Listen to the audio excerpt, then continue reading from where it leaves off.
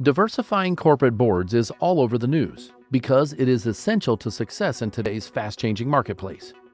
More diverse and inclusive leadership bodies better represent the interest of all stakeholders, and they are good for business. Today, we'll tell you how to build a board of directors.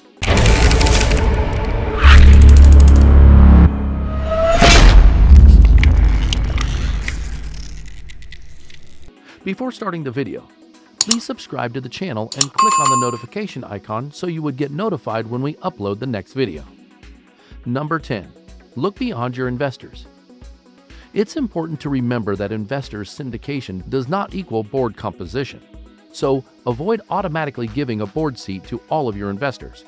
This happens far too often, as each share class asks for board representation to look after their own specific interests and agenda. Your board should represent your market, both the current phases of your business as well as your strategic aspirations. In many cases, there are people better suited for this than your investors.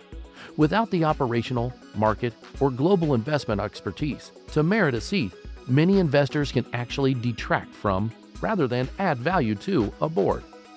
Similarly, while the founder is an integral part of the team, he/she is not always the best fit for a board seat. Number 9. Filling the board. Choosing the right people to fill your board is the most crucial part of the process and can often be the most difficult.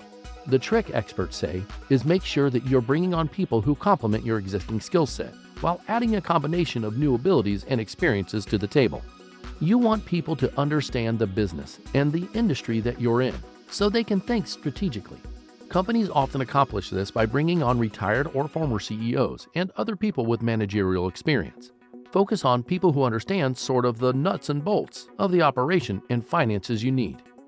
Other companies seek to bring influential people into the board, not just for their experience, but also for their contacts in fields such as engineering, the law, or other industries that can help provide business leads and advance the company's mission.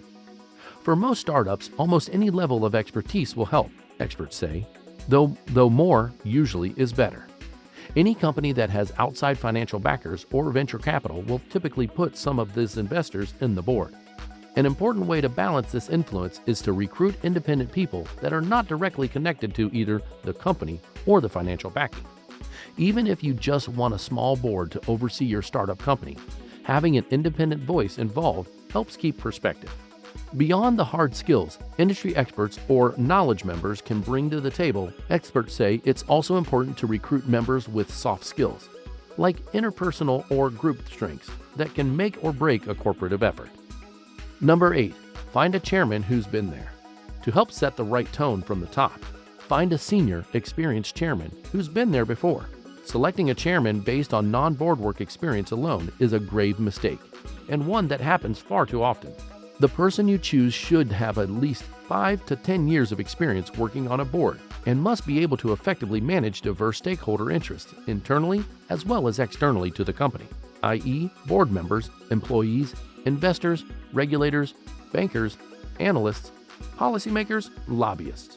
Deftly broker solutions and negotiate with confidence and skill. The chairman should also play the role of CEO coach, someone who can mentor, redirect by suggesting corrective actions, assist in hiring, work on M&A liaise with bankers, align investors around fundraising and exit, etc.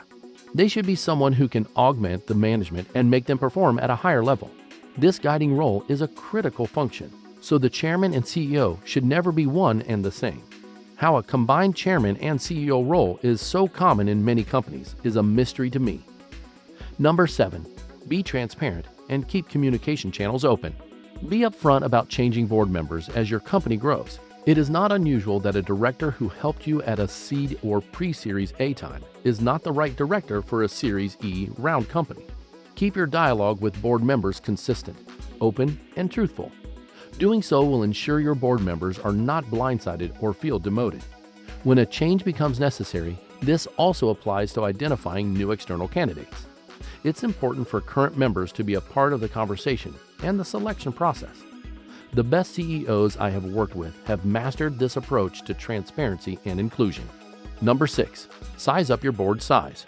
I once sat on the board of a company of 40 employees, 4 senior executives, and 9 board members, which was at least 4 board members too many. While the ideal board size varies from company to company, experience has often taught me that 5 is often the magic number for a Series B company, growing to 7 for a pre-IPO business. Keeping the number of board members low ensures diversity of views while retaining discipline, focus, engagement, and commitment. Number 5. Plan for the long run. The best boards have the right mix of skills, abilities, and perspectives. So you think carefully and holistically about whom you choose for your board. Be particularly thoughtful in selecting your independent directors as your organization grows. The independent director will play a critical role in shaping your organization's culture and guiding it along the path to success. Also, consider that you'll likely work with each person for 5 to 7 years, so make decisions with the long term in mind. Number 4. Avoid applicants actively seeking board seats. A good rule of thumb is to avoid people who actively put themselves forward for board positions. These people are likely more interested in their own goals than the goals and interests of your company. Your best choice is likely too busy to worry about their next board position, which means you'll have to actively convince them to work with you. Trust me, it will be well worth the extra effort. Number 3. Set clear expectations to build trust. It doesn't end with putting together the right team. From there, you have to make the board work and meetings function to your benefit. Again, transparency and clear communication is critical in building trust and effectively managing the board.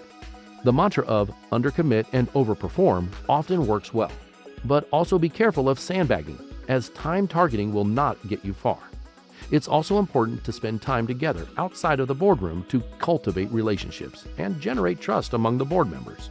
Schedule an annual full-day strategy meeting and occasional informal dinners to help bolster board dynamics. Number 2. Setting goals. Most official boards have a seat of bylaws that specifically lay out responsibilities and powers. When writing bylaws, you should be sure to clearly state who has the ultimate authority for making decisions about the company, whether the advice of the board is binding, and whether things like compensation or employment decisions are the board's responsibilities or fall with the company's management team. The bylaws should also include term limits for board members, experts say. Ensuring board members rotate also helps groom younger business leaders. It's not good for people to serve on the board like judges serve on the Supreme Court. We also have periodically this infusion of new and sometimes younger members who can bring fresh perspective on the decision-making that the board is called to do. As for the size of the board, business professionals say that there isn't one answer that will suit all companies. Most recommend having a body between 7 and 15 members, but the important thing is to make sure to find the right balance for the size of your company. If the body is too small, the board won't have a diversity of opinion. Too large, and it could get unwieldy and difficult to organize. It's just critical to make sure that time is spent wisely engaging board, reaping the benefit of having them together in one room. You should also be sure to codify how members get added to the board. Will they be voted in by management, elected by members of your organization, or will existing members pick their successor? Number 1. Make meetings meaningful. Harvesting the benefit of the board's experience involves setting up a strong schedule of meetings and establishing lines of communication. Board meetings are often considered a drag. I've even heard of CEOs compare them to dentist visits. Yet the CEO is ultimately responsible for the success or painful failure of board meetings. The CEO needs to come to the meeting with a plan of action in place and be prepared to take charge, manage expectations, be demanding when needed, and stay candid about the good, the bad, and the ugly. Pre-meeting preparation is essential. Ensure materials are distributed in advance, and that board members have had adequate time to review information and arrive at the meeting ready to discuss the real issues. While meeting cadence varies, I urge companies to take advantage of subcommittees and outside experts to address specific issues. This allows smaller groups to meet more frequently to tackle particular matters of regulation, compensation, recruiting, lobbying, etc., and report back results to the CEO and board at large. Building the right board requires work, patience, transparency, and communication. Ultimately, the trust you forge across your board member team will get you through the tough times, while the right mix of players will drive the performance and results needed to succeed. The number of times a board needs to meet also varies by the type of business. Experts say effective boards can meet as rarely as 4 times a year, or as often as every month. However, how many times you decide the board should meet, the important part is having a set strategy for each meeting, set well in advance. Do share with us in the comments if you know more tips for building board of directors. Thanks for watching.